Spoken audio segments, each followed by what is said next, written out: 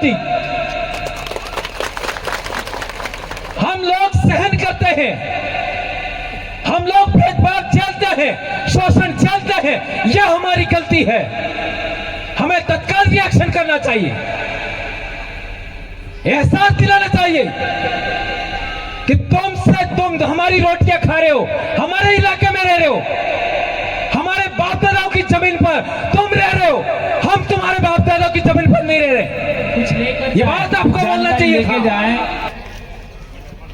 आप खड़े मत रहिए भाई, सामने आप भी बैठ जाइए, बैठिए। आप सबके बीच में इतनी हमारी बहनें बेटियां आई हैं, वे कि तुमने क्या क्या समस्याएं हैं और समस्याओं का कारण क्या है, उसके बारे में हमारे साथियों ने, हमारी बहनों ने बहुत अच्छी बातें आपके बीच में रखी। बहुत अच्छी बात हमारे वक्ताओं ने रखी, बहनों ने रखी, और आपने भी सुना, समझा, सब कुछ किया। लेकिन एक जरूरी बात मैं कहना चाहता हूं, आखिर क्या कारण है कि हमको दोयम दर्जे का इंसान माना जाता है? यानी दूसरे लोग तो ऊंचे हैं, बड़े हैं, उनकी इज्जत ज्यादा है, उनकी प्रतिष्ठा ज्यादा है, और हमारी इज्जत, हमारी प्रतिष्ठा, हमारा सम्मान कम है। उसका कारण क्या है?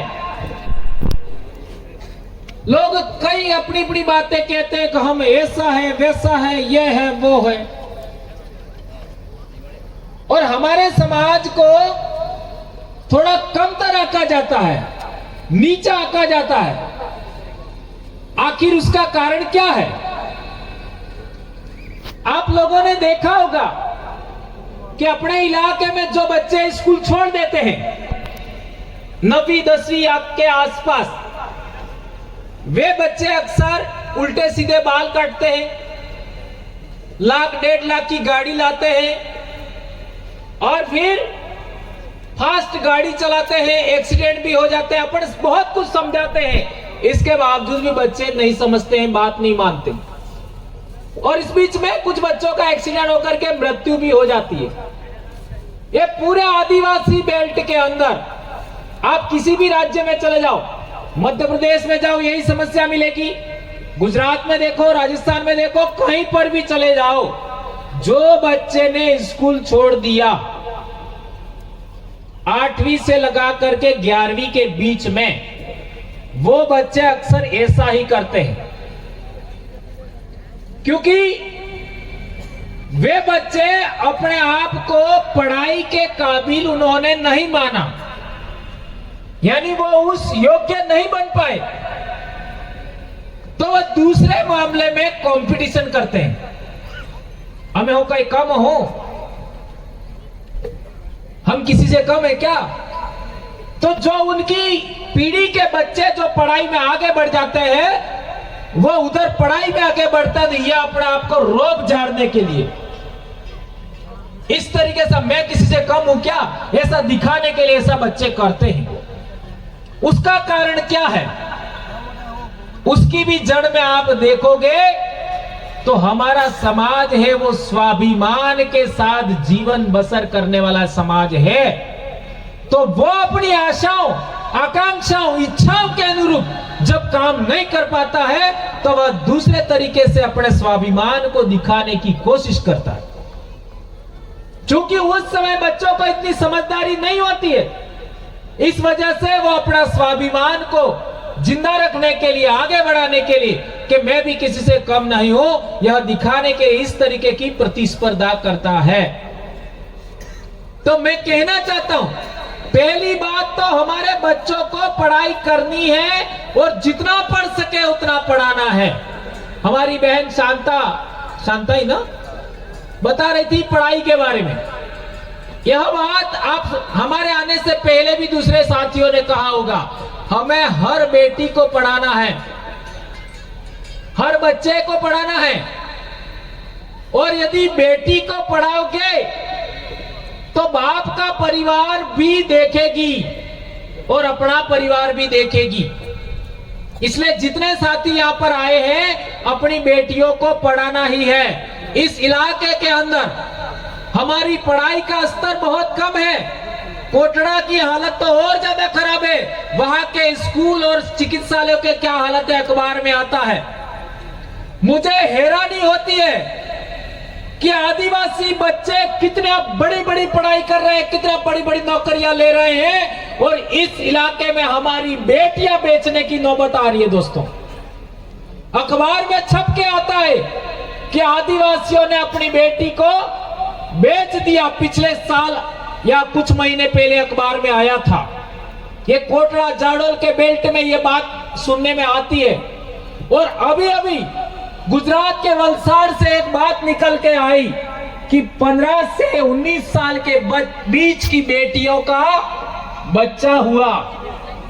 अखबार में छप के आया।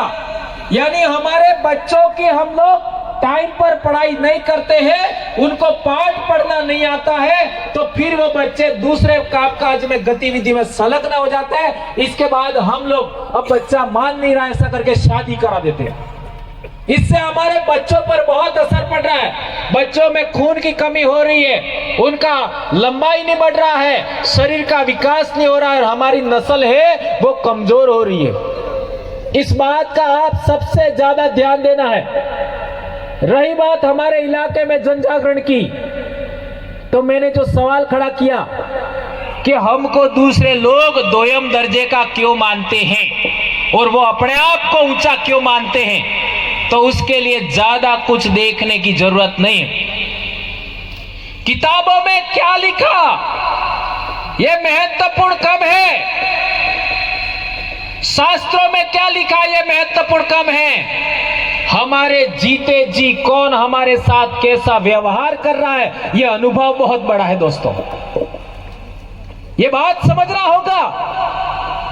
किताबों में किसने क्या लिखा, शास्त्रों में क्या लिखा, हमारे जीते जी हमारे सामने हमने हमारे जीवन के अंदर कौन इंसान हमारे साथ कैसा व्यवहार करता है, यह अनुभव बहुत बड़ा है। इस बात को आप याद रखिए। तो हमारा अनुभव है, आज मेरी उम्र भी 50 साल एग्जैक्ट चल रही है अभी, और मैंने अपनी पढ़ाई के दौरान मेरे को कभी मालूम नहीं पड़ा कि मेरे समाज के साथ छुआछूत होती है, क्योंकि मैं पाल का बेटा हूं और पालों में किसी की हिम्मत नहीं है, किसी की औकात नहीं है कि पालवी आदमी को कोई छुआछूत करे। किसी के सामने हिम्मत नहीं है कि वो उसको दबाए। और हम तो ऐसी पाल के रहने वाले हैं जिस पाल ने डूंगरपुर के दरबार को भी शरण दिया था, हम उस पाल सुराता के लोग हैं। तो मेरी पढ़ाई के दौरान कभी मेरे को पता नहीं लगा कि मेरे समाज के साथ ऊंच नीच का व्यवहार, छुआछूत का व्यवहार, भेदभाव कोई दूसरा समाज करता है, ये कभी मेरे को मालूम नहीं पड़ा। और जहां तक पढ़ाई की बात करो, मैं किसी भी क्लास में चौथे स्थान पर कभी नहीं आया।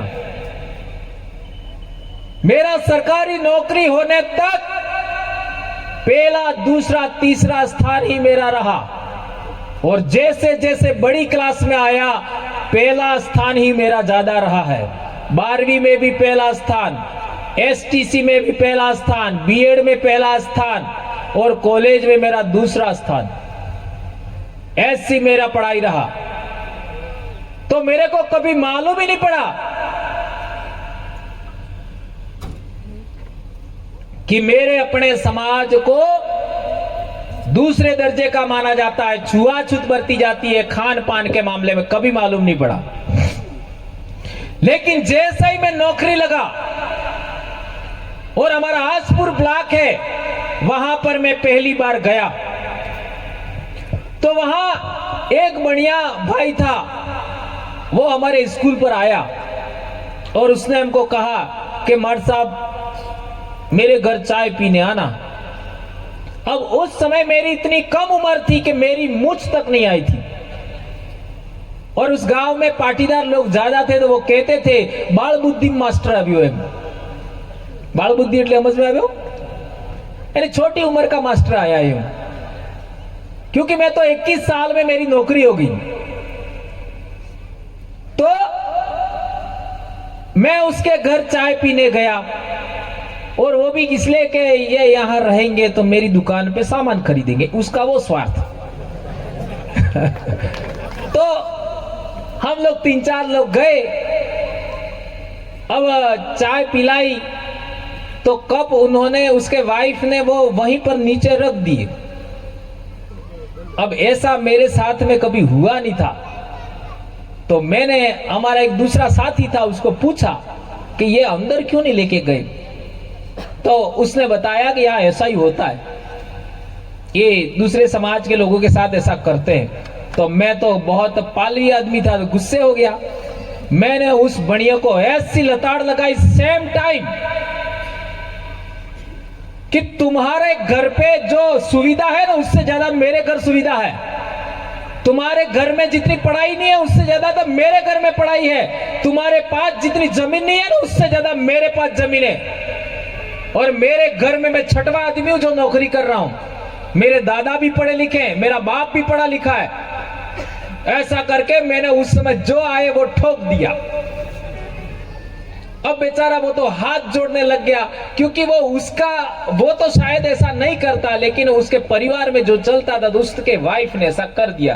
तो उसके वाइफ को भी बाद में थोड़ा सा रियलाइज हुआ कि मार साहब कह रहे हैं तो हमको ऐसा नहीं करना चाहिए था।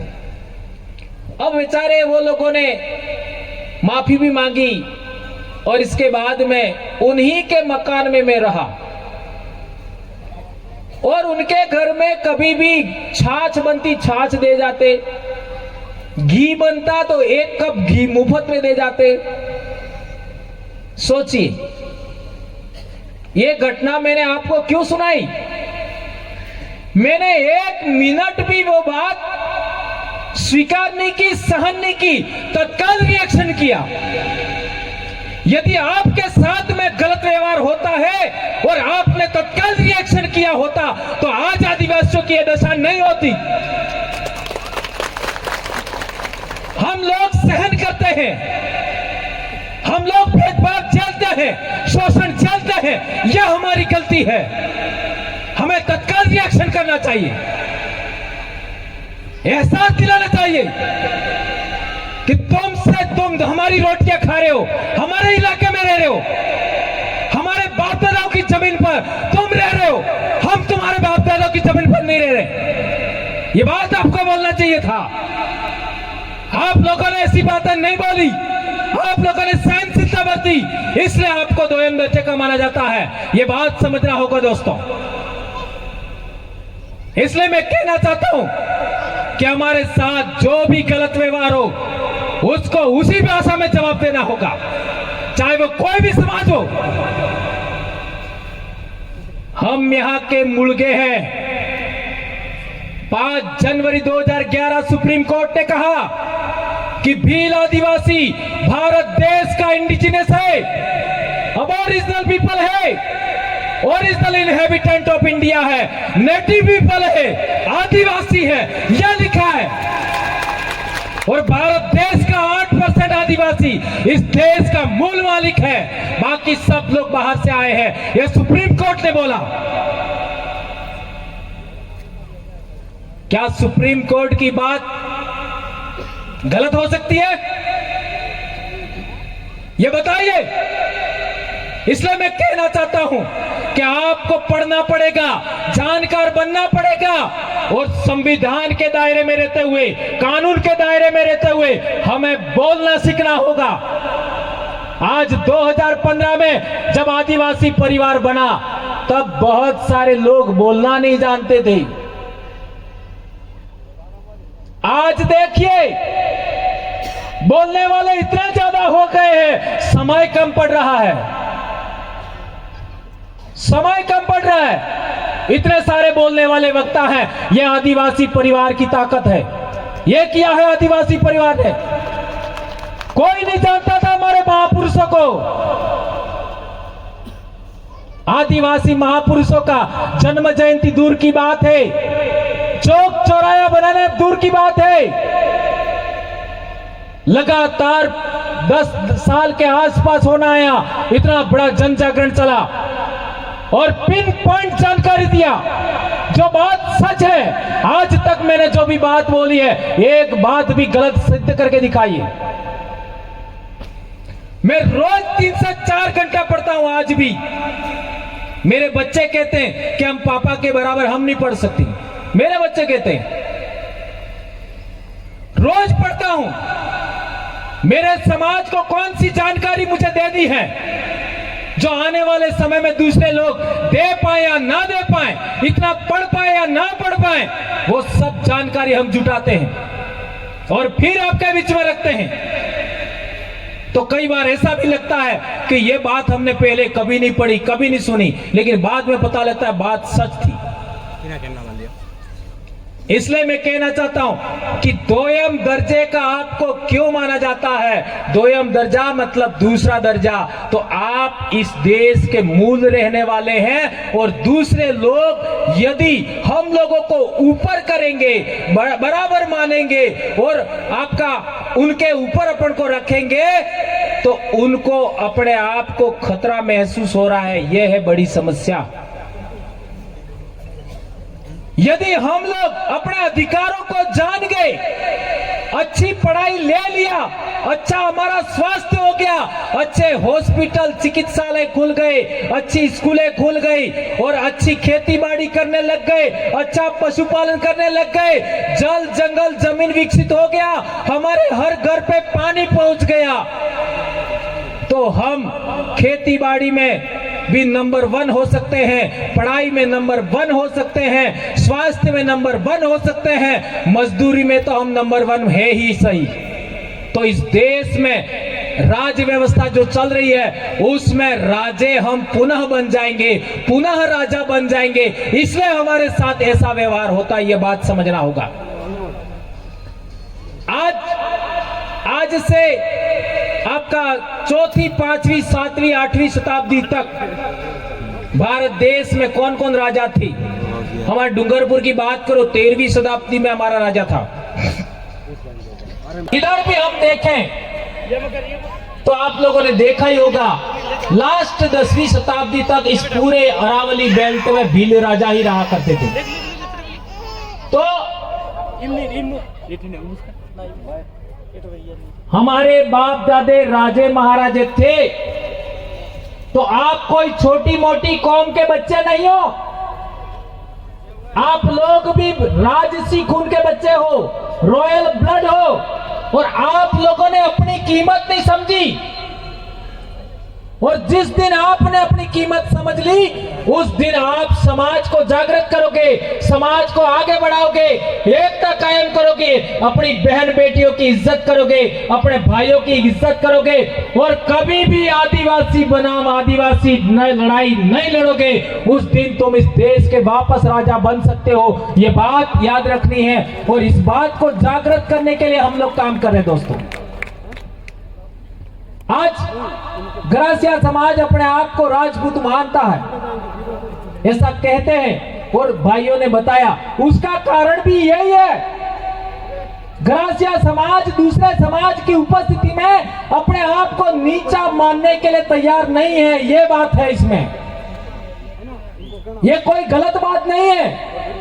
लेकिन उदयपुर के अंदर भीलों को नीचा माना गया और दूसरे अपने आप को ऊंचा कर दिया गया। यह बहुत खतरनाक बात है। उदयपुर में 1840-41 में मेवाड़ भीलकोर बनी, उसमें भील शब्द है, लेकिन मेवाड़ भीलकोर जहां बना वहां आज एक भी भील नहीं है, सभी मीणा। ये कितना बड़ा षड्यंत्र है। हल्दी घाटी के युद्ध में हमारे बाप दादाओं ने लड़ाई लड़ा और हमने बलिदान दिया, और महाराणा प्रताप को इन पहाड़ों में हमारे बाप दादाओं ने शरण दिया या फिर सुरक्षा किया, जो भी आप कहना चाहते हो कहिए। उसमें हमारे बाप दादे कितने मरे होंगे सोचो, मुगलों से लड़ाई लड़ते हुए। इतना बड़ा लड़ाई लड़ा, इतना बड़ा त्याग किया हमारे बाप दादाओं ने, और इतना त्याग करने के बाद हमारे लोगों का इतिहास के अंदर उस जमाने में भील माना जाता था, आज भील गायब, नीचे दर्जा का मान लिया।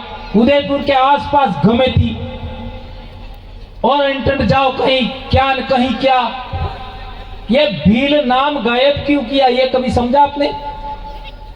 चलो, आज से 500 साल पहले ग्रासिया कहीं लिखा हुआ है क्या? आज 2024 चल रहा है, 1500 ईस्वी, 1500 ईस्वी के आसपास कहीं ग्रासिया शब्द लिखा हुआ है क्या? बताइए। किसी कागज पर लिखा हो, किसी ताम्रपत्र पर लिखा हो, किसी पत्थर पर लिखा हो, कहीं से भी बता दो, नहीं मिलेगा। यही बात